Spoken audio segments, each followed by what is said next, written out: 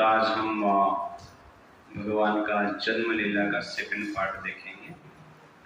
तो 10th canto first chapter हम discussion कर रहे हैं। तो लास्ट टाइम हमने वर्स नंबर 1 2 लेके 16 तक देखे थे। तो उसमें जैसे हम 8 पॉइंट डिस्कशन किए थे। 8 बेनिफिट्स ऑफ हियरिंग कृष्णा कथा। भगवान का जब हम गुणगान करते हैं, ग्लोरी सुनते हैं, तो 8 प्रकार के लाभ हैं, उसके बारे में हम डिस्कशन किए थे।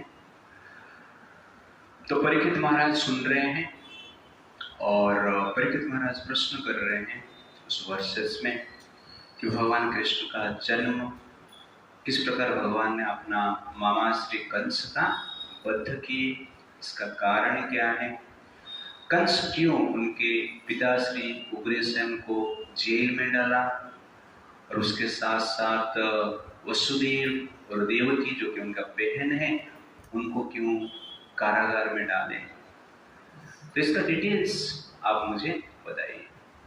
तो ये सुनकर सुखदेव गोस्वामी प्रसन्न हो जाते हैं और कहते हैं भगवान कृष्ण की कथा सुनने से जो कथा का वक्ता है, कथा का श्रोता है और जो प्रश्न पूछते हैं, ये तीनों प्यूरिफाई होते हैं।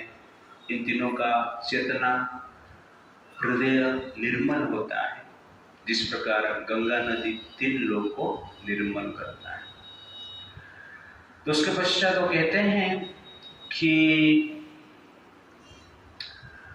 धरती माता इस संसार का जो अन्यायपूर्ण राजा थे, इस संसार के दुरात्मा राजाओं के द्वारा पीड़ित होकर ब्रह्मा जी के पास जाते हैं और इस पृथ्वी का भार दूर करने के लिए कहते हैं।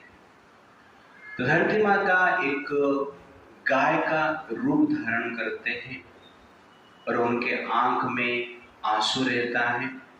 ब्रह्मा जी के पास जाते हैं, अपना दुर्भाग्य को वर्णन करते हैं और ब्रह्मा जी ये सब सुनकर समस्त देवता भगवान शिव को लेकर भगवान के पास जाते हैं जो कि क्षीर सागर में निवास करते हैं। वहां पर जाकर इस प्रकार वर्ष नंबर 20 में बताया गया है, तत्र गत्वा जगन्नाथम देवदेव वृषकपिं पुरुषम पुरुष सुक्तेन उपतस्ते हैं समाहिता।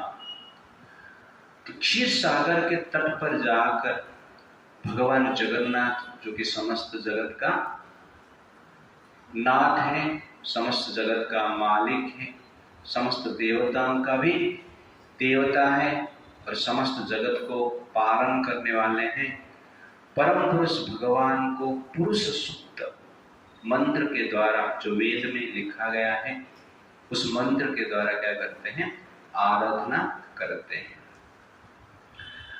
तो इस प्रकार ब्रह्मा जी क्षीर सागर के पास पहुंचते हैं।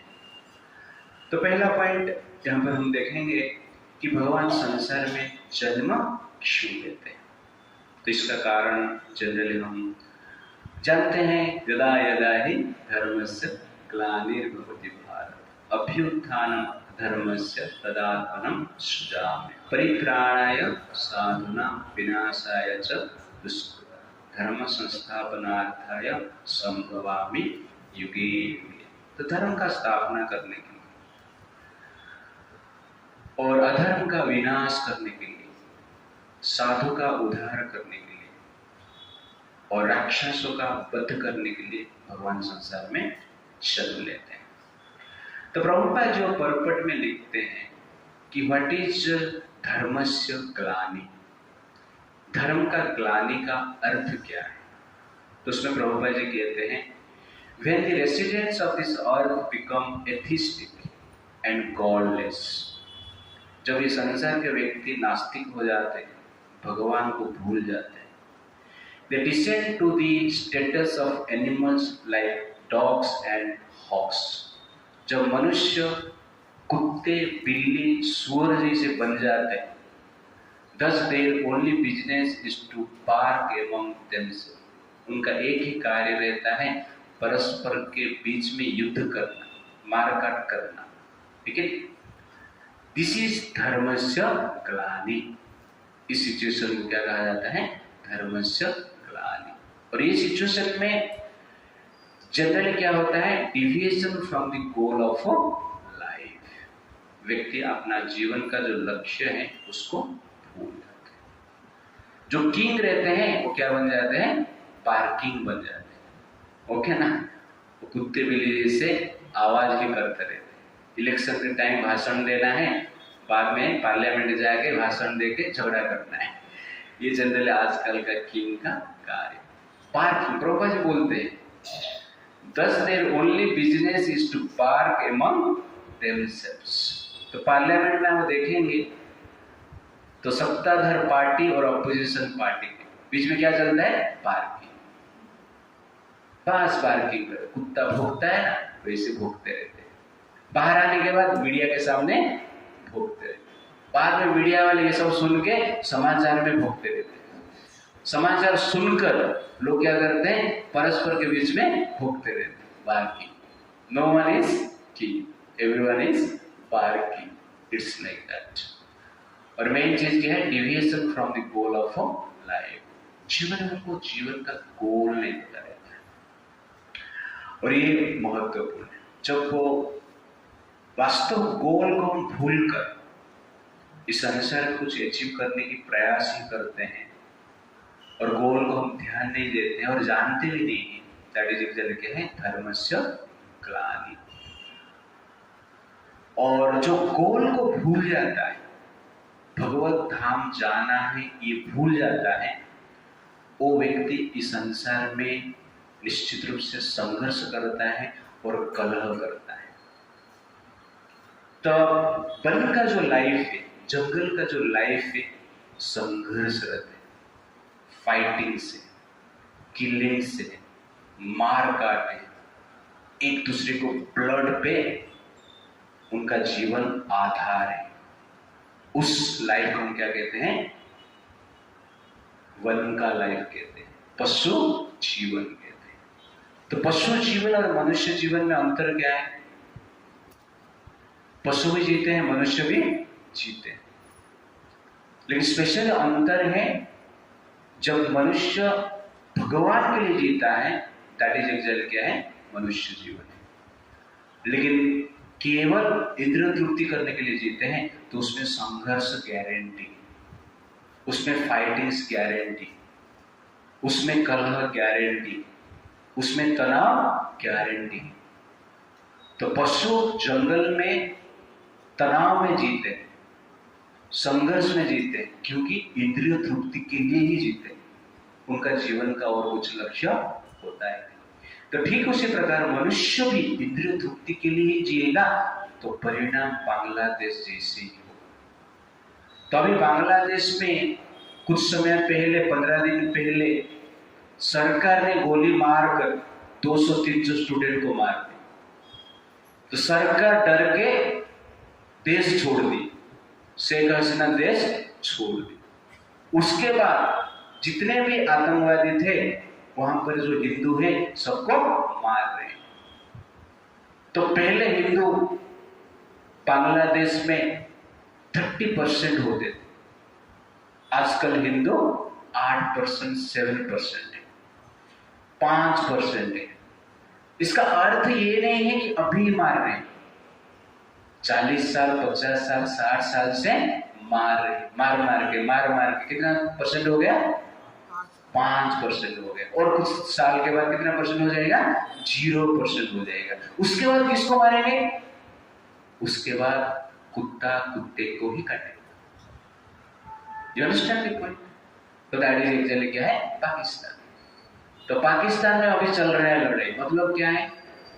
कुत्ता कुत्ते को काटते रहते हैं, परस्पर के बीच में युद्ध करते रहते हैं। इसका मूल कारण क्या है? इंद्रिय तृप्ति।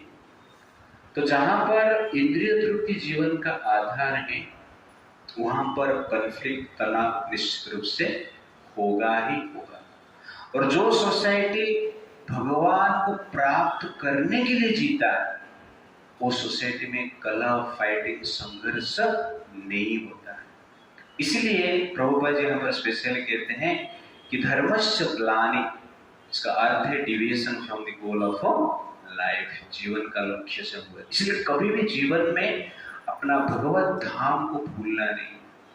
जीवन में जब फ्रस्ट्रेशन आएगा, तनाव आएगा, चिंता आएगा, अंधेरा दिखेगा, तब आप जीवन में किस लिए जी रहे हो उसको याद करो, मन शांत हो जाएगा। कितना भी संघर्ष हो, आपका जीवन का पर्पस को याद करना। जब पर्पस को आप याद करते हो, संसार का कोई कठिनाई आपको बाधा नहीं दे सकता है, क्योंकि संसार के लिए आप वो नहीं जी रहे। आप किस लिए जी रहे हो? वैकुंठ जाने के लिए जी रहे हैं। ओके, मान लो आप ट्रेन का टिकट निकाला, गांव जाने के लिए, अपना नेटिव प्लेस जाने के लिए टिकट निकाला। आपका इच्छा था कि एसी कोच में चाहिए, एसी कोच में टिकट नहीं मिला, तब जाना बंद कर देते हैं? नहीं। किस में जाएंगे आप? स्लीपर में जाएंगे। स्लीपर में वेटिंग लिस्ट भी नहीं मिला, वेटिंग लिस्ट मिल गया तो भी चलता नहीं, तब किस में जाएंगे? जनरल में जाएंगे, क्योंकि आपको नेटिव प्लेस जाना है। तो नेटिव प्लेस आप जनरल में खड़े होके भी जा सकते हैं, स्लीपर में सो के जा सकते हैं, एसी में भी आराम से जा सकते हैं। जो टिकट मिला वही टिकट निकाल के हम क्या करते हैं? जाते हैं। कष्ट होता है, लेकिन गोल क्या है? गांव में पहुंचना है। तो ट्रेन का फैसिलिटी, ट्रेन का एंजाइटी, सफर का प्रॉब्लम इतना बड़ा प्रॉब्लम नहीं, क्योंकि लक्ष्य जब आपका नेटिव प्लेस होता है। इसीलिए ये संसार को जर्नी समझकर हमें जीना है, संसार को गोल समझकर हमें जीना नहीं, क्योंकि संसार में कुछ भी डिफिकल्टीज आ सकता है। आप स्लीपर क्लास काट के सोए रहेंगे, फिर गुंडे लोग आएंगे, आप उठा के आपको जनरल क्लास वाला सिचुएशन कर देंगे, वो आपका बेड में सोएंगे। ऐसे भी ट्रेन में देखा जाता है, लेकिन किस किस का ऐसा एक्सपीरियंस है? आप स्लीपर क्लास का टिकट काटा और आराम से भी सोए रहे, कोई बदमाश लोग आके उठ के क्या करते हैं? जबरदस्ती बैठ जाते हैं। तो आप क्या करते हो? शक्ति है तो उसको फाइटिंग करते हो, शक्ति नहीं तो चुपचाप खड़ा रहते हो। ठीक उसी प्रकार इस संसार में भी जीना है। शक्ति है तो संघर्ष करो, फाइटिंग करो, जीतने की प्रयास करो। शक्ति नहीं है, हरे कृष्णा हरे राम, चुपचाप रहो। जर्नी पे हम लोग हैं, इसलिए जर्नी का डिफिकल्टीज को कोई सीरियसली नहीं लेता है। इस ठीक उसी प्रकार ये संसार का डिफिकल्टीज को हमें सीरियसली लेना नहीं है। और ये जो फॉर्मूला पे हम जीते हैं, जीवन में हम शांत रहेंगे, लेकिन ये फॉर्मूला पे जीना डिफिकल्ट है। तो पांडव इस फॉर्मूला पे जिए, संसार को एक जर्नी के रूप में लिए, इसलिए संसार का डिफिकल्टीज को सहन करते हुए जिए। कहां पर जीते, कहां पर हारे, कहां पर मान मिला, कहां पर अपमान मिला, कहां पर रोना पड़ा, कहां पे हंसना पड़ा, कहां पे सेवा किए, कहां से सेवा से वंचित हुए, कहां पर भोग मिला, कहां पर भोग मिला नहीं। ये जर्नी है, इसलिए ज्यादा टेंशन लेने की आवश्यकता नहीं। इसलिए गोल को हमें भूलना नहीं चाहिए। तो इस संसार में हर व्यक्ति जनरली क्या चाहते हैं? फ्रीडम चाहते हैं, स्वतंत्र होना चाहते हैं। स्वतंत्रता जीवन का लक्ष्य माना जाता है। और वास्तव में स्वतंत्रता क्या है? वैकुंठ जब हम जाते हैं वास्तव स्वतंत्रता रहता है। और भौतिक जीवन में जब हम रहते हैं हम स्वतंत्र नहीं है। जब नेटिव प्लेस में पहुंचते हैं तब हम स्वतंत्र हैं। जब तक ट्रेन में हम रहते हैं परतंत्र में रहते हैं, ट्रेन का कंट्रोल में रहते हैं। You understand the point? घर पे जब पहुंचते हैं स्वतंत्र है, जब ट्रेन पे रहते हैं परतंत्र है। ट्रेन पे जो भी आहार आपको मिल रहा है, जो भी फैसिलिटी मिल रहा है, वो टेम्पररी है, आपके हिसाब से नहीं है, गवर्नमेंट प्रोवाइड किया है आपका टिकट के अनुसार। अपने ऐसी टिकट निकाला तो आराम से जाएंगे, स्लीपर निकाला थोड़ा कम आराम रहेगा, चालू है तो चालू करना पड़ेगा, ओके ना। तो फैसिलिटी आपके भाग्य के अनुसार तो टिकट के अनुसार जैसे फैसिलिटी है वैसे भाग्य के अनुसार क्या है, इस संसार में फैसिलिटी मिलता है। लेकिन वास्तव में फ्रीडम चाहिए तो डेस्टिनेशन तक वेट करो, भगवान के पास जाने की प्रयास करना, दैट इज द पॉइंट।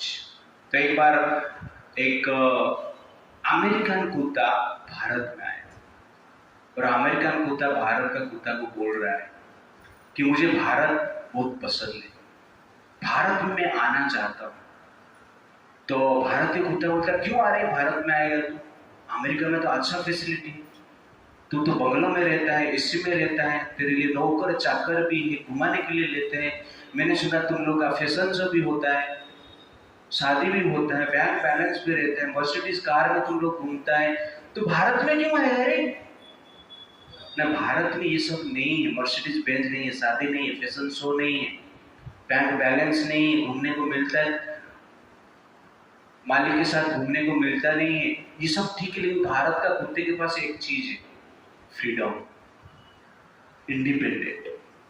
ये भारत का कुत्ते के पास किधर भी काम पे भी आराम से घूम सकता है, किधर भी जाके सो सकता है, किसको भी देखकर भोंक सकता है। अमेरिका में ये फ्रीडम भी नहीं, तो बोलते हैं भारत के कुत्ते के पास भोंकने का फ्रीडम है, इसीलिए मैं भारत में रहना चाहता हूं। तो सबको जनरली क्या चाहिए, फ्रीडम चाहिए। तो हमें भोंकना है लेकिन भगवान का नाम लेके भोंकना है, भगवान का ग्लोरिफिकेशन करना है, दैट इज द पॉइंट। ये जनरली वास्तव में क्या है, फ्रीडम है। तो यहां पर आप देखेंगे कि भगवान ब्रह्मा जी जनरली गाय को लेके जाते हैं, देवताओं को लेके जाते हैं, शिव जी को लेके जाते हैं। तो भगवान को अप्रोच करने के लिए 4 क्वालिफिकेशन आवश्यकता है। पहला है सिंप्लिसिटी, सेकंड है ह्यूमिलिटी, थर्ड है यूनिटी, फोर्थ है फॉलोइंग अथॉरिटी।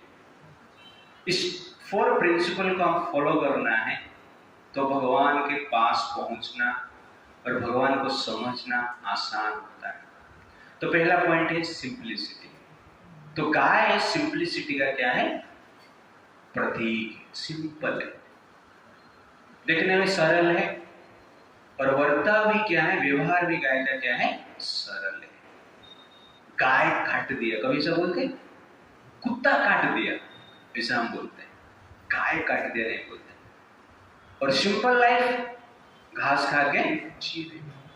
तो सिंपल लाइफ का अर्थ है जो जीवन अन्यों को दुख नहीं देता है, जिस जीवन के द्वारा हम अन्यों को कष्ट नहीं देते हैं और परिवेश को भी कष्ट नहीं देते हैं, उस जीवन को हम क्या कहते हैं, सरल जीवन कहते हैं। तो इस प्रकार हमें सरल जीवन जीना है, ठीक है ना।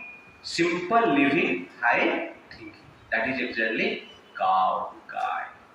और उसके साथ साथ गाय का एक स्पेशल क्वालिटी, गाय क्या करता है,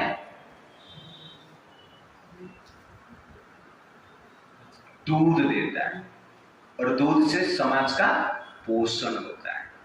तो ठीक उसी प्रकार जब वो एक व्यक्ति समाज का पोषण करने के लिए जीता है, समाज का कल्याण करने के लिए जीता है, दया भाव से जीता है, तो भगवान उसके लिए सुलभ हो जाता है। तो ब्रह्मा जी यहां पर गाय को लेके गए, कुत्ते को लेके नहीं गए, बाघ को लेके नहीं गए, बाकी जीव को लेके नहीं गए, गाय को लेके गए। क्योंकि गाय जो है सरलता का प्रतीक है, दया का प्रतीक है, सेवा का प्रतीक है। तो ये क्वालिटी क्या करता है, व्यक्ति को भगवान के पास पहुंचाता है। सरलता का और एक मीनिंग है ट्रांसपेरेंसी, जो अंदर है वो बाहर है, उसको जनरली हम क्या कहते हैं, सरलता कहते हैं। डुप्लीसिटी, दिखावा नहीं करते हैं। तो कठोरता जो है पत्थर जैसी और सरलता जो है कांच जैसी। कांच के थ्रू प्रकाश प्रवेश कर सकता है, कांच के थ्रू प्रकाश आ सकता है। वैसे जो व्यक्ति सरलता है भगवान की कृपा को ग्रहण कर सकता है, प्राप्त कर सकता है, धारण कर सकता है। लेकिन जो व्यक्ति कठोर है उसके भीतर भगवान की कृपा प्रवेश नहीं कर सकता है। जिस प्रकार पत्थर है, पत्थर के भीतर प्रकाश प्रवेश नहीं कर सकता, लाइट नहीं जा सकता है। लेकिन जो कांच है उसके भीतर लाइट जा सकता है। जो सरल है उसके भीतर भगवान के कृपा प्रवेश कर सकता है। इसलिए हम सरल जीवन जिएंगे तो भगवान का कृपा प्राप्त करना आसान हो जाता है। और सरल जीवन हम जीते हैं अपने आप को देख पाएंगे। जिस प्रकार कांच में हम अपना शरीर को देख पाते, पत्थर में देख नहीं पाते, कांच में हम देख पाते, वैसे ही हम सरल जीवन जिएंगे तो आध्यात्मिक तथ्यों को, ज्ञान को ठीक से समझ पाएंगे। और उसके साथ साथ क्या है, अपना स्वरूप और परमात्मा के स्वरूप को जान पाएंगे। इसलिए हमें क्या जीना चाहिए, कैसा जीवन जीना चाहिए?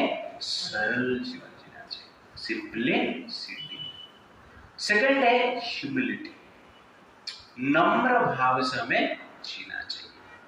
तो गाय भी नम्रता की प्रतीक है। गाय कलह करने वाला जीव नहीं, फाइटिंग करने वाला जीव नहीं, नम्र भाव से क्या करता है, जीते रहता है। तो गाय का जो दूध निकालते हैं, आराम से गाय क्या करती है, दूध देती है। ऐसा नहीं मेरा बछड़ा पिया नहीं, 2-4 लाख इसको मारता हूं, मारने के लिए जाता हूं, इस प्रकार होता है। कोई गाय ऐसा रहते हैं, बट जनरली गाय क्या करते हैं, दूध आराम से देते हैं।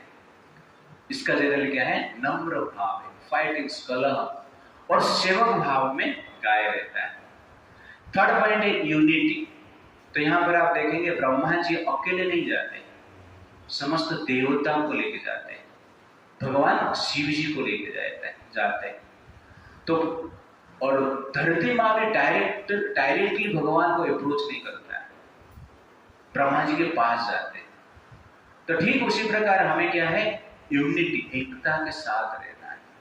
तो एकता में रहेंगे तो बात सुना जाता है। कहां पर कुछ करना है अकेले जाके बोलेगा, कोई सुनता है? नहीं सुनता है। लेकिन यूनिट बना के जाइए, साथ में जाइए, 1000, 2000, 10,000, 1 लाख जाएंगे तो मोदी भी बात सुने, ओके ना? अकेले जाके मोदी को कुछ बोलेंगे, सुनेंगे? 1 लाख लोग जाके पूरा धरना देंगे पार्लियामेंट के पास, तो बात प्राइम मिनिस्टर भी सुनता है। तो ठीक उसी प्रकार भगवान के पास, भगवान विष्णु के पास समस्त देवता मिलकर गए धारणा वहां पर। लेकिन क्षीर सागर के पास क्या है, धारणा देती है, पार्लियामेंट के सामने धारणा है, हमारा रक्षा करो, आतंकवादी अटैक कर रहे हैं, ओके ना? तो यूनिटी होना अत्यंत आवश्यक है। एकता से भगवान क्या होते हैं, प्रसन्न होते हैं। एंड फोर्थ पॉइंट है फॉलोइंग अथॉरिटी। जो अपना सुपीरियर पर्सनैलिटी है, अपने जो अथॉरिटी है, उनको हमें क्या करना चाहिए, फॉलो करना चाहिए। तो ब्रह्मा जी को फॉलो करके समस्त देवता जाते हैं और शिव जी भी ब्रह्मा जी को फॉलो करते हैं। तो इस प्रकार ये 4 क्वालिटी से हम क्या कर सकते हैं, भगवान को प्राप्त कर सकते हैं। और क्षीर सागर के पास सब लोग पहुंचते हैं और ब्रह्मा जी क्षीर सागर में पहुंचकर, समस्त देवता भी क्षीर सागर में पहुंचकर पुरुष सूक्त मंत्र के द्वारा भगवान को प्रार्थना करते हैं।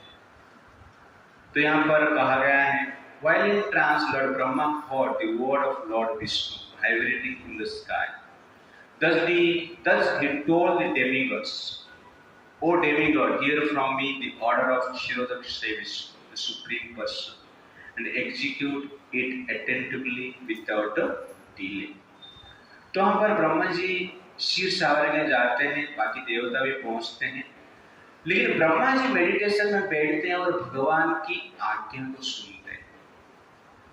तो ब्रह्मा जी भगवान का आज्ञा को सुने, बाकी देवता नहीं सुने, ब्रह्मा जी उनको बताए। तो ये जनरली ब्रह्मा जी का स्पेशलिटी है। तो प्रभुपाद जी परपट में लिखते हैं, it appears that the words of the Supreme Personality of Godhead can be heard in trance by competent persons. Modern science gives us telephones by which one can hear sound vibrations from a distant place. Similarly, although other persons cannot hear the word of Lord Vishnu, Lord Brahma is able to hear the Lord's word within himself. तो ब्रह्मा जी सुन पाए, बाकी देवता नहीं सुने। तो Prabhupada ji example क्या देते हैं? टेलीफोन का एग्जाम्पल देते हैं। जिस टेलीफोन से दूर से भी हम संपर्क कर सकते हैं। जब टेलीफोन नहीं था तब कहा जाएगा कि कोई 1000 किलोमीटर, 2000 किलोमीटर, 4000, 5000 किलोमीटर दूर पे है और आपसे बात कर सकता है। आपका बात उसको सुनाई देगा और उसका बात आपको सुनाई देगा। जब टेलीफोन नहीं था, इस प्रकार कोई बात करता था तो लोग क्या बोलते थे? पागल है, ऐसा हो नहीं सकता है। लेकिन जब टेलीफोन आया, हम एक्सपीरियंस कर रहे हैं, इसलिए मान रहे हैं। इसलिए कभी कभी कोई चीज जो है केवल बुद्धि से समझ में नहीं आता है, जब तक हम एक्सपीरियंस करते नहीं। वैसे ही भगवान को कोई बुद्धि से समझ नहीं पाएगा, भगवान को एक्सपीरियंस करना पड़ता है। भगवान का वाणी को भी बुद्धि से कोई सुन नहीं पाएगा, भगवान का वाणी को एक्सपीरियंस करना पड़ता है। समझ में आ रहा है? तो वैसे ब्रह्मा जी उसको एक्सपीरियंस कर पाए। जैसे किसके पास मोबाइल है तो दूर से सुन सकता है, देख भी सकता है, बातचीत भी कर सकता है आजकल के सिस्टम में। तो ठीक उसी प्रकार भगवान के प्रति जिसका डायरेक्ट कनेक्शन है, और ये 3 क्वालिटी है, ऑस्टेरिटी, प्योरिटी एंड सरेंडर, समर्पण, तपस्या, पवित्रता और समर्पण की भावना, तो वो भगवान को डायरेक्ट सुन सकता है। ऑस्टेरिटी नहीं है, तपस्या नहीं है और समर्पण नहीं है तो भगवान को सुनना बहुत कठिन है। तो हमारे लिए ऑस्टेरिटी, जिस प्रकार मोबाइल में 3 चीज इंपॉर्टेंट है, एक है नेटवर्क, एक है रिचार्ज और एक है मोबाइल का कंडीशन। ये तीनों ठीक रहेगा तो आप बातचीत कर पाए। आपके पास नेटवर्क है लेकिन मोबाइल ही ठीक नहीं, उसका मैकेनिज्म, हार्डवेयर पार्ट ही खराब हो गया, कुछ काम का है नहीं। हार्डवेयर पार्ट ठीक है लेकिन नेटवर्क नहीं, तो कनेक्शन हो पाएगा? नहीं हो पाएगा। हार्डवेयर पार्ट में ठीक है, नेटवर्क भी है लेकिन रिचार्ज ही नहीं किया है, कुछ बातचीत हो पाएगा? नहीं हो पाएगा। तो तीनों एक साथ चाहिए, उसमें से एक कम भी होगा तो कनेक्शन नहीं। तो ठीक उसी प्रकार भगवान के साथ कनेक्शन होना है, भगवान को एक्सपीरियंस करना है, तो ये चीज हमें चाहिए, ऑस्टेरिटी, प्योरिटी एंड सरेंडर। तो ऑस्टेरिटी मतलब क्या है? तपस्या। तो तपस्या का अर्थ है, युधिष्ठिर महाराज कहते हैं, तपस्या का अर्थ है अपना कर्तव्य को करना, following our duty, executing our duty, अपना दायित्व को ठीक ठाक निभाना, वो जनरली क्या है? तपस्या। अब संतान है तो पिता माता का आज्ञा के अनुसार देना है, अब पति है, पत्नी है तो आपका जो ड्यूटी है उसको करना है। तो इस प्रकार हम ड्यूटी निभाते हैं और भगवान का भक्ति भी करना हमारा ड्यूटी। तो इस प्रकार ड्यूटी निभाते हैं, ये तपस्या है। तपस्या करने के लिए वन में जाने की जरूरत नहीं, वन में जाते हैं, तपस्या करके आते हैं और बाद में ड्यूटी नहीं करते, तो वो तपस्या का लाभ क्या है? इससे अच्छा है ड्यूटी करो। That is actually Pandavas life. Pandavas तपस्या करने के लिए बाहर इतना घूमे नहीं, अपना कर्तव्य वो लोग ने। आप पांडव के जीवन में आप देखेंगे सबसे बड़ा तपस्या वो लोगों ने किया। तो व्हाट इज तपस्या? एग्जीक्यूटिंग आवर ड्यूटी, ये कर्तव्य करना है। और कलयुग के लिए ये ठीक है, वन में जाना हमारे लिए कठिन है और घर पे रहना भी उससे भी ज्यादा कठिन है, बट रहना होगा, अपना कर्तव्य को करना, ये तपस्या फॉलो कीजिए। तो कलयुग में पांडवा से जीवन, पांडवों का जीवन का फॉलो करें, देखेंगे तो जीना आसान हो जाएगा। ज्यादातर हम गोपियों का जीवन देखते हैं, सबको गोपी बनना है, गोपा बनना है। आपके पास गाय भी नहीं है, दूध भी नहीं है और क्या बनना है? गोपी बनना है, गोपा बनना है। तो संभव नहीं। लेकिन हमें क्या है? अपना दायित्व जो उसको करना है, उससे भगवान संतुष्ट होते हैं। इसलिए माम अनुस्मरण युद्धोच्च, मुझे स्मरण करो, अपना जो ड्यूटी है उसको करो। दैट इज तपस्या। ये तपस्या करते हैं तो भगवान के साथ हमारा कनेक्शन होता है, भगवान को हम एक्सपीरियंस कर पाएंगे। सेकंड है प्योरिटी, पवित्रता। तो पवित्रता अर्थ क्या है? मन में, हृदय में जो अनर्थ है, नेगेटिविटी है, काम, क्रोध, लोभ, मोह, मद, माश्चर्य, उसको दूर करने के हमें प्रयास करना चाहिए। इसलिए भगवान गीता में कहते हैं मद्मना भव मद्भक्त मदीयाजी मां नमस्कुरु माम एव एष शिवतेव आत्मना मत्परायणा। मद्मना भव, मुझे स्मरण कर। तो भगवान का स्मरण करते हैं तो मन शुद्धि होता है, मन का शुद्धिकरण होता है। मत भक्तो, भगवान का सेवक बनना है।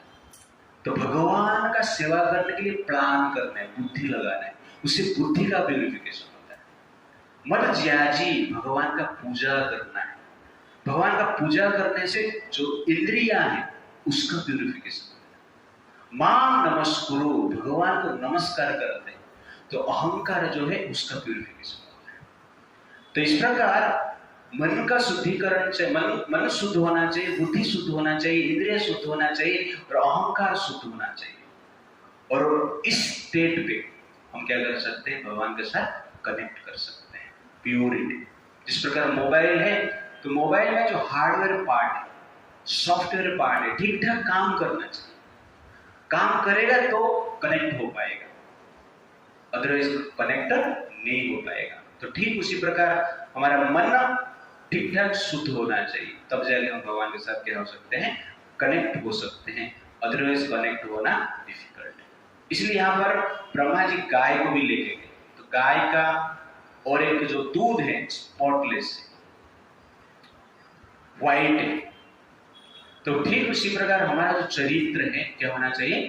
व्हाइट होना चाहिए, प्योर होना चाहिए, पवित्र होना चाहिए। तब जाके भगवान का चरित्र को हम देख सकते हैं। क्योंकि भगवान पूर्ण पवित्र है, चरित्रवान है, और उनको चरित्र को देखना, अनुभव करना, एक्सपीरियंस करना, उसके लिए हमें भी क्या होना पड़ेगा? चरित्रवान होना पड़ेगा, स्पॉटलेस कैरेक्टर होना चाहिए। तब जाके हम क्या कर सकते हैं? भगवान को देख सकते हैं। और थर्ड पॉइंट है सरेंडर। मोबाइल में रिचार्ज होना चाहिए। आपके पास नेटवर्क है और हार्डवेयर सॉफ्टवेयर पार्ट में ठीक है, लेकिन रिचार्ज ही नहीं, तो कनेक्ट हो पाएगा नहीं। वैसे हमारे पास ऑस्टेरिटी है, प्योरिटी भी है, लेकिन समर्पण नहीं, भगवान के प्रति समर्पण नहीं, तो जनरली हमें हमारा कनेक्शन भगवान के साथ नहीं हो सकता है। इसलिए समर्पण की आवश्यकता है। कभी कभी हम सोचते हैं समर्पण मीन्स इंडिपेंडेंट को खो देना है, पर वास्तव में ऐसा नहीं। जिस प्रकार छोटे बच्चे माँ के प्रति समर्पित है, पिता माता के प्रति समर्पित है, तो छोटा बच्चा अपना अस्तित्व और अपना फ्रीडम को खो देता है नहीं। समर्पण का अर्थ है जब बच्चा पिता माता के प्रति समर्पित होता है, वो बच्चा का स्वतंत्र का हरण नहीं होता है, वो बच्चे का प्रोटेक्शन होता है, रक्षा होता है। ठीक उसी प्रकार जब हम भगवान के प्रति समर्पित होते हैं, हम स्वतंत्रता को हराते नहीं, हम जनरली अपना रक्षा करते हैं, प्रोटेक्शन करते हैं। इसीलिए हमें स्वतंत्रता मिला इसलिए है भगवान के प्रति समर्पित होने के लिए, इसीलिए स्वतंत्रता मिला है। हम स्वतंत्रता को यूज कैसे करते हैं? भगवान से अलग होने के लिए। इसको कहते हैं इंडिपेंडेंट का मिसयूज। स्वतंत्रता इसलिए आपको दिया गया है, फ्री विल इसलिए दिया गया है कि आप स्वतंत्र भाव से भगवान को समर्पित हो सके। लेकिन हम उल्टा समझ लिए, वो स्वतंत्रता को यूज करके हम क्या करते हैं, माया के प्रति समर्पित हो जाते हैं, शरीर के प्रति समर्पित हो जाते हैं। ये स्वतंत्रता से आपको एक ही कार्य कर पाएंगे, समर्पण, और कुछ नहीं कर पाएंगे। ये स्वतंत्रता से आप जिसके प्रति समर्पित हो जाते हो उसके अनुसार आपका एक्सपीरियंस होता है। भगवान के प्रति हम समर्पित हो जाते हैं तो भगवत्व का एक्सपीरियंस होता है, और जब माया के प्रति समर्पित हो जाते हैं तो माया का एक्सपीरियंस होता है। इसीलिए स्वतंत्रता हमें किस लिए मिला है? समर्पण के लिए मिला है। हम बीच में हमेशा विचार करते हैं, सोचते हैं कि मैं समर्पित नहीं, बट एक्चुअली हम क्या है? समर्पित है। परिवार के प्रति समर्पित है, पति के प्रति समर्पित है, पत्नी के प्रति समर्पित है, समाज के प्रति समर्पित है, देश के प्रति समर्पित है, अपना इंद्रियों के प्रति समर्पित है। जीवन समर्पण पे ही चलता है, नहीं तो जीवन नहीं चलेगा। जीवात्मा समर्पण पे ही जीता है। जब ये समर्पण, ये सरेंडर कृष्ण के प्रति हो जाता है, बाकी अन्य के प्रति समर्पित होने की आवश्यकता ही नहीं है। इसलिए हमारे पास स्वतंत्र जो है, free will is there for surrender. किसके पास आप सरेंडर करते हो, वो आपके पास वो फ्री विल है। माया के पास या भगवान के पास। जब भगवान के पास हम सरेंडर करते हैं, दैट इज प्रोटेक्शन।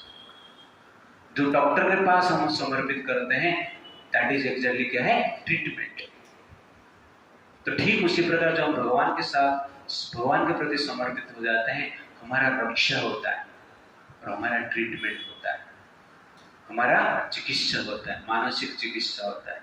इसलिए समर्पण क्या है? अत्यंत आवश्यकता है।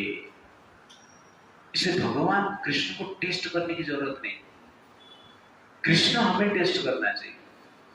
कभी कभी हम कृष्ण को क्या करते हैं? टेस्ट करते हैं कि भगवान एक्चुअली मुझे अटेंशन दे रहे हैं या नहीं दे रहे। तो doctor is there test you.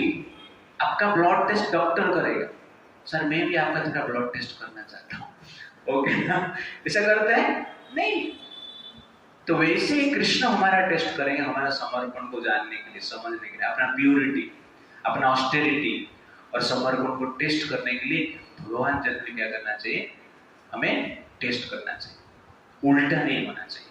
तो शास्त्र में समर्पण का जनरली 6 लक्षण बताया गया है। ये 6 लक्षण जिसके पास है वो व्यक्ति समर्पित है माना जाता है।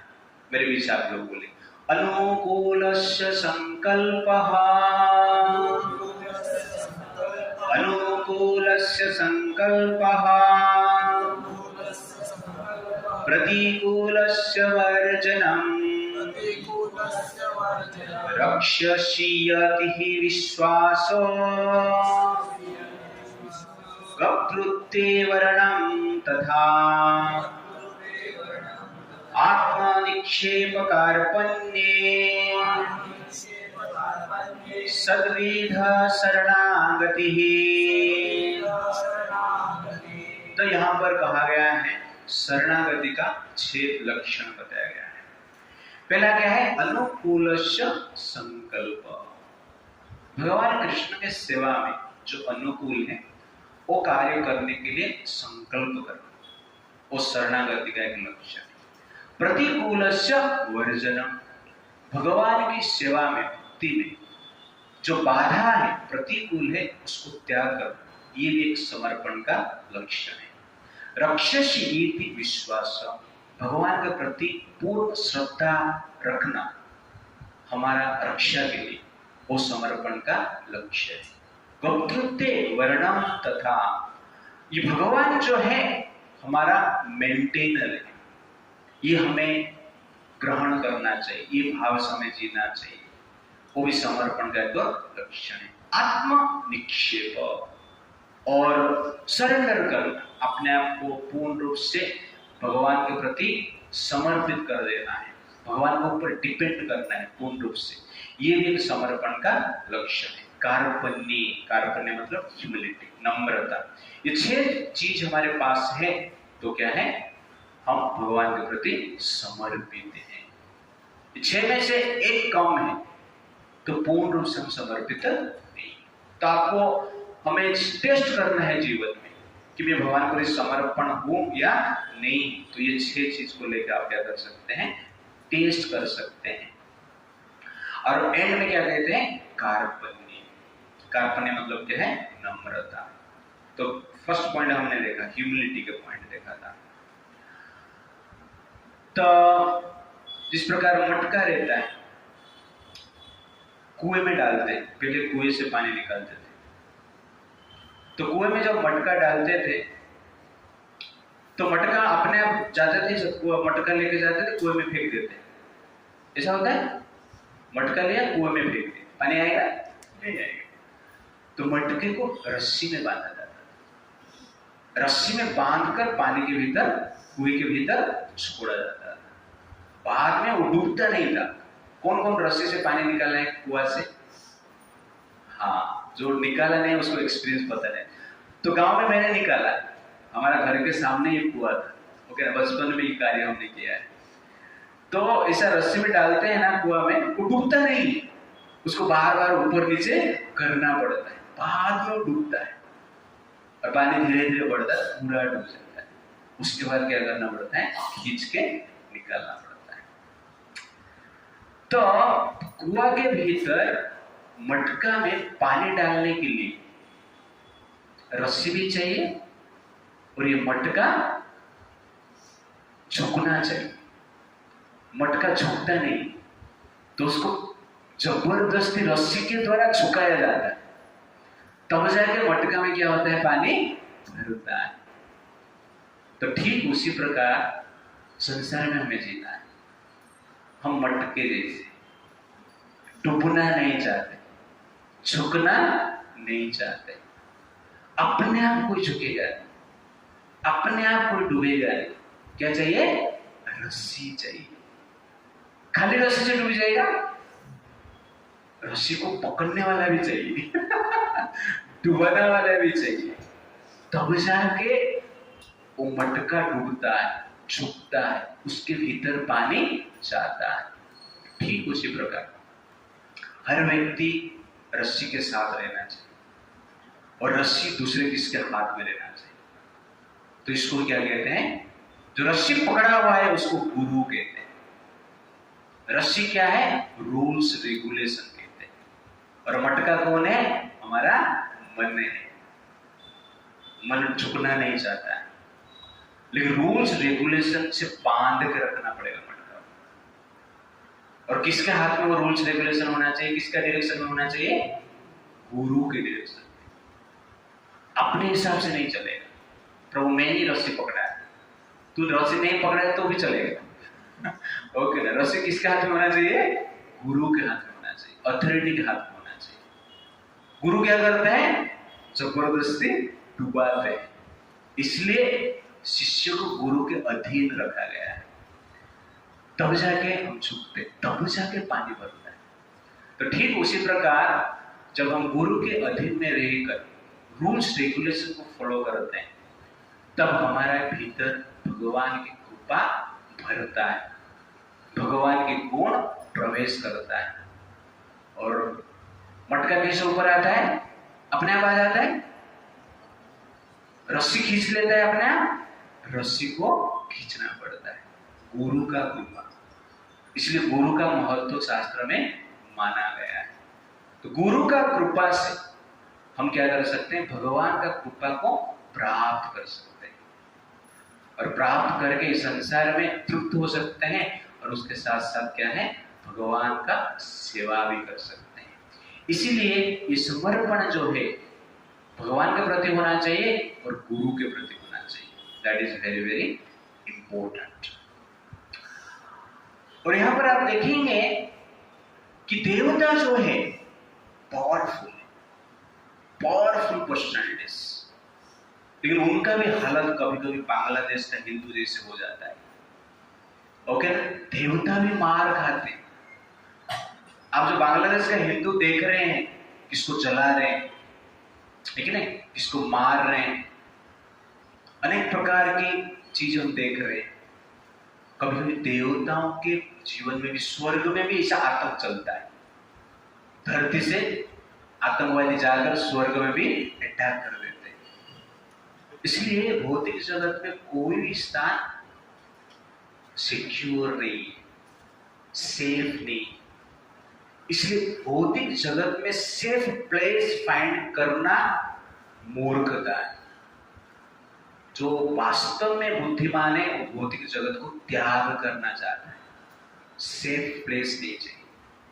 हम भौतिक जगत को छोड़ के जाने के लिए प्लान करना चाहिए, रहने के लिए प्लान नहीं करना चाहिए, क्योंकि स्वर्ग में भी आतंकवाद है।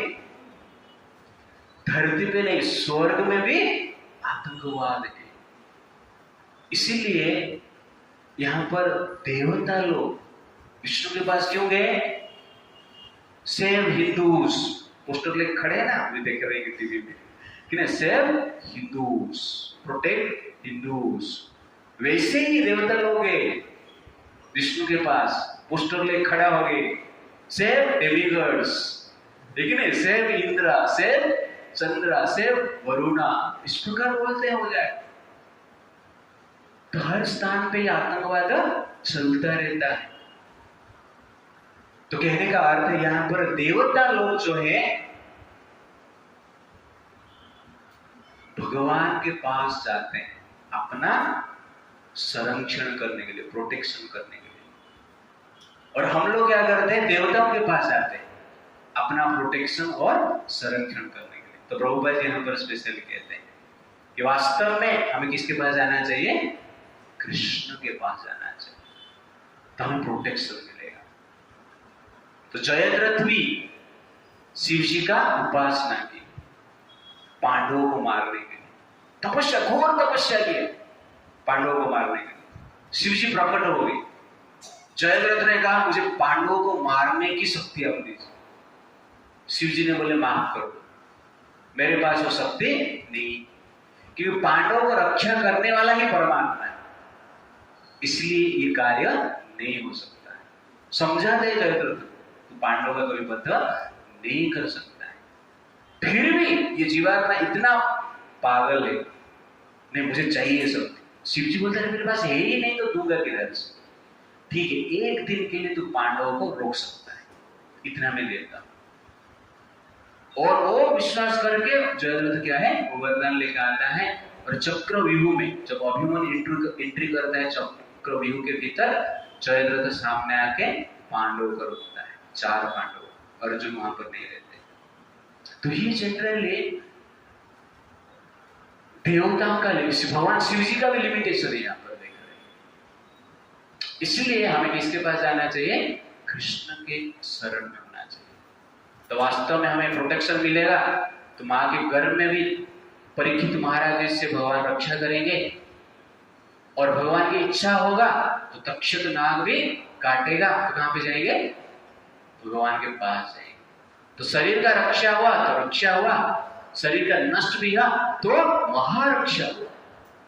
तो वास्तव में तक्षक नाग के द्वारा परीक्षित महाराज को भगवान रक्षा करते हैं।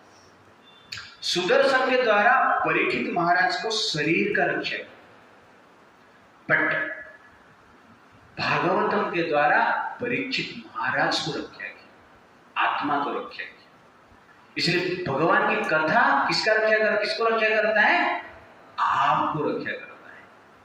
और भगवान का सुदर्शन चक्र शरीर का रक्षा करता है। इसलिए हमें क्या करना चाहिए? भागवतम सुनना चाहिए। तो ये भाव जब हम सुनते हैं हमारा भी रक्षा होता है, और देवता भी इस प्रकार सरेंडर थे भगवान के प्रति। तो इसलिए हमें समर्पित भाव से भगवान का सेवा करना चाहिए। तो 4 प्रकार के भक्त रहते हैं, A, B, C, D। ए मतलब क्या है? अवेयर ऑफ सेवा। जब सेवा आता है प्रतिबद्ध रहता है, सेवा करने के लिए रेडी रहता है, दैट इज अवेयर ऑफ सेवा। वो ए कैटेगरी का डिवोटी। बी कैटेगरी का डिवोटी क्या है? बिवेयर ऑफ सेवा। सेवा मिलेगा, प्रभु जी आगे भाग जाओ, छुप जाओ, मोबाइल स्विच ऑफ कर दो, ओके ना? तो दैट इज एक्चुअली क्या है? बी कैटेगरी का डिवोटी। अभी तुम कौन सा कैटेगरी में आते हैं? डिसाइड करना है। है कि नहीं? और सी क्या है? कंफ्यूज, क्या करना है क्या नहीं करना है पता नहीं, कंफ्यूज, भक्ति क्यों कर रहा हूँ, चैटिंग क्यों कर रहा है कि नहीं? जीवन में कुछ प्रॉब्लम आ जाता है, कृष्ण सचमुच है या नहीं है, ठीक है ना? कभी कभी अभी जब बांग्लादेश में अटैक चल रहा है तो कभी कभी सोचना पड़ता है सचमुच भगवान है या नहीं। इसको टेम्पल को भी अटैक कर दी, उसमें जगन्नाथ बलदेव और सुभद्रा जी का डीटी भी जला हुआ पड़ा है उधर, तो कभी कभी ऐसा लगता है भगवान है या नहीं है, कंफ्यूज हो जाते हैं। और डी फॉर क्या है? डिटैच, संसार में कुछ भी हो हमें कुछ लेना देना नहीं, बस मजा ही करके रहना है, वो डिटैच। सब लोगों को छोड़ो, पिता माता को छोड़ो, भाई बहन को छोड़ो, समाज को छोड़ो, मुझे बार एक बोतल दारू मिल गया मैं खुश वो क्या है? डिटैच। मेरा इच्छा पूर्ति हो गया मैं खुश, डिटैच। तो ए बी सी डी इस प्रकार डिवोटी, तो हमें क्या बनना चाहिए? ए बनना चाहिए, aware of Krishna, aware of सेवा। इस प्रकार अवेयरनेस में हमें जीना चाहिए, दैट इज द पॉइंट। उसके बाद ब्रह्मा जी कहते हैं समस्त देवता, ब्रह्मा जी कहते हैं मैंने भगवान का कथा सुना और भगवान ने कहा कि वो धरती पर अति शीघ्र वसुदेव के द्वारा इस संसार में उत्पन्न होंगे, आएंगे। और उन्होंने कहा कि यादव वंश में देवता भी जन्म लेना चाहिए, उनके जन्म से पहले उनका सेवा करने के लिए, उनको हेल्प करने के लिए, और देवताओं की जो स्त्री है वो भी जन्म लेंगे उनके लीला में सहायता करने के लिए। और भगवान से मैंने सुना है कि भगवान के जो अनंत शेष, भगवान जिस नाग के ऊपर शयन करते शेष नाग, वो भी बलदेव के रूप में रोहिणी के गर्भ में जन्म लेंगे। और उसके साथ साथ भगवान के बहन के रूप में माया देवी, दुर्गा देवी, योग माया भी जन्म लेंगे। इस प्रकार की भगवान ने हमें कहा, इसलिए आप सब लोग क्या करो, अभी से प्रस्तुत हो जाओ कि यादव कुल में जन्म लेने के लिए और भगवान की लीला में सहायता करने के लिए। ब्रह्मा जी इस प्रकार सबको बोल देते, लेकिन स्वयं जन्म लेना भूल जाते। सबको बोलते हैं भगवान ने बोला देवताओं को जन्म लेना है, अब ब्रह्मा जी स्वयं जन्म नहीं लेते, का ऐसे ही रहते हैं। तो ये ब्रह्मा जी का एक प्रकार की क्या है, मिस्टेक माना जा सकता है। तो कभी कभी जो अथॉरिटी रहते हैं ऑर्डर देते हैं, तू ये कर, तू ये कर, तू ये कर, वो ये आराम से क्या करता है, आराम करता है। वो नहीं होना चाहिए, ओके ना? वो भी क्या है, भगवान का सेवा हमें सब लोग को करना है अपना शक्ति के अनुसार। इसलिए ब्रह्मा जी क्या करते हैं, कलयुग में हरिदास ठाकुर के रूप में आते हैं, वो गलती को सुधारने के लिए हरिदास ठाकुर के रूप में जन्म लेते हैं और भगवान का 3 लाख नाम प्रतिदिन जप करते हैं और नामाचार्य बनते हैं। इस प्रकार भगवान आते। तो प्रभुपाद जो परपट में लिखते हैं कि कलयुग में जो है भगवान ने नाम के रूप में अवतार लिया है। कलिकाले नाम रूपे कृष्ण अवतार, नाम हय सर्व जगत निष्ठा। कलिकाल में भगवान नाम रूप में जन्म लिए, इसलिए नाम जप करना है तो ध्यान से करना, और ये भगवान का अवतार समझ के करना, भगवान के साथ डायरेक्ट कनेक्शन है ये समझ कर करना, तब जाके नाम का फल हमें प्राप्त होता है। इस प्रकार हमारा पद्म पुराण में कहा गया है, नाम चिंतामणि कृष्ण, नाम चिंतामणि कृष्ण चैतन्य रस विग्रह पूर्ण शुद्ध नित्य मुक्त भिन्नत्व नाम नामिनः। नाम चिंतामणि कृष्ण, कृष्ण का नाम जो चिंतामणि जैसे, टच स्टोन जैसे, चैतन्य रस विग्रह, पूर्ण आनंद से परिपूर्ण है, पूर्ण शुद्ध और पूर्ण शुद्ध है, नित्य मुक्त, और ये मुक्त है और अन्य को भी मुक्त कर सकता है, अन्य को भी शुद्ध कर सकता है। इसीलिए ये भगवान से अलग नहीं, यहाँ पर कहा गया है भिन्नत्व नाम नामिनः, अभिन्नत्व नाम नामिनः। भगवान का नाम और भगवान में ऐसा कुछ अंतर नहीं। इस भाव से जल्दी हमें क्या करना चाहिए, इस नाम को स्मरण करना चाहिए, दैट इज द पॉइंट। उसके बाद ब्रह्मा जी कहते हैं, जैसे कि मैं आपको बताया है, तो मेरे बीच आप लोग बोलिए लास्ट पॉइंट, विष्णुर्माया भगवती या सम्मोहिता जगा अधिष्ठा प्रभुनाम सेना कार्यार्थे संभविष्यति। तो वर्ष नंबर 25 में भगवान कहते हैं, तो इस प्रकार ब्रह्मा जी कहते हैं the potency of the lord known as Vishnu maya और yoga maya who is as good as the supreme personality of godhead. भगवान जैसे will also appear with the Lord Krishna, भगवान के साथ उत्पन्न होंगे। This potency acting in different capacities captivates all the world, both material and spiritual। ये जो शक्ति है आध्यात्मिक जगत और भौतिक जगत को क्या करता है, कंट्रोल करता है। At the request of her master, she will appear with her different potencies in order to execute the work of the Lord। भगवान का सेवा करने के लिए योग माया, जो भगवान का शक्ति है उसको योग माया कहा जाता है। परस्य शक्ति विविधै श्रूयते, तो वेद में इस प्रकार कहा गया है। तो भगवान की शक्ति को योग माया कहा जाता है।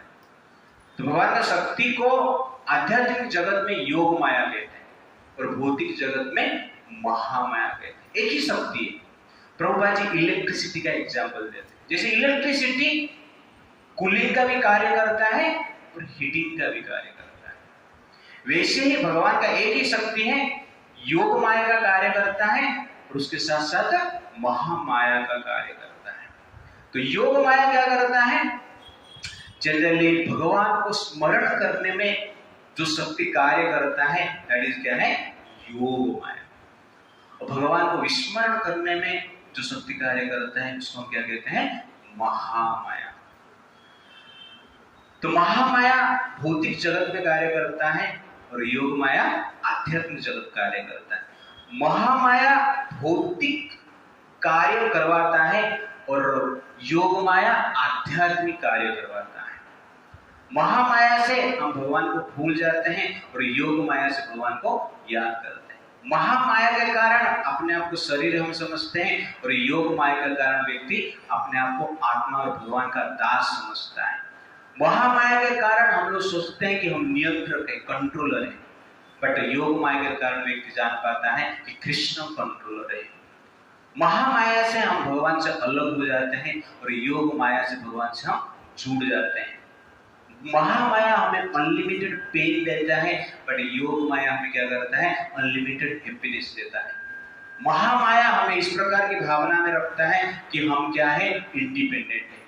योग माया इस प्रकार की भावना में लेता है कि हम जनरली क्या है, डिपेंडेंट है कृष्ण के ऊपर। तो इस प्रकार शक्ति एक है लेकिन दो प्रकार वे क्या करता है, कार्य करता है। जिस प्रकार इलेक्ट्रिसिटी कूलिंग का कार्य करता है और हीटिंग का कार्य करता है। इलेक्ट्रिसिटी का दोष है नहीं, हमारा दोष है। हम हीटर है या कूलर है, फाइंड करो। हम हीटर रहेंगे तो महामाया का इफेक्ट में कार्य होगा, हम कूलर रहेंगे तो क्या है, योग माया इफेक्ट में कार्य। तो साधु है कूल रहते, योगी क्या है, कूल। क्यों, योग माया के द्वारा कार्य करते हैं, कूलिंग इफेक्ट। और जो भोगी है हॉट है, ओके ना, क्योंकि वो महामाया के द्वारा कार्य करते हैं। एक बार एक गाड़ी में बैठ के प्रेमी और प्रेमिका बात कर रहे थे, तो प्रेमिका बोल रहा है यू आर वेरी कूल, तो प्रेमी बोल रहे हैं यू आर वेरी हॉट। बाजू में एक बूढ़ा आदमी बैठा था, तुम दोनों शादी कर लो, गुनगुना व्यक्ति पैदा होगा गुनगुना लड़का पैदा होगा। You understand the point. तो कूलिंग इफेक्ट और हीटिंग इफेक्ट ये किसके ऊपर डिपेंड करता है, स्वयं के ऊपर डिपेंड करता है। शक्ति तो एक है, इलेक्ट्रिसिटी का दोष नहीं। हम हीटर है या कूलर है। हीटर मतलब भोग की भावना प्रबल है, कूलर मतलब त्याग की भावना प्रबल है। हीटर मतलब स्वार्थ का भावना प्रबल है, कूलर मतलब निस्वार्थ की भावना प्रबल है। हीटर मतलब मैं इंडिपेंडेंट, कूलर मतलब मैं डिपेंडेंट। जो इस प्रकार भावना में रहते हैं वो व्यक्ति के लिए, तो इस प्रकार जनरली ये जो योग माया है और महामाया है मनुष्य के लिए कार्य करता है। तो इसके पश्चात सुखदेव गोस्वामी भगवान कृष्ण का जन्म लीला का वर्णन करेंगे, हम देखेंगे नेक्स्ट टाइम। हरे कृष्णा कृष्णा कृष्णा कृष्णा हरे हरे, हरे राम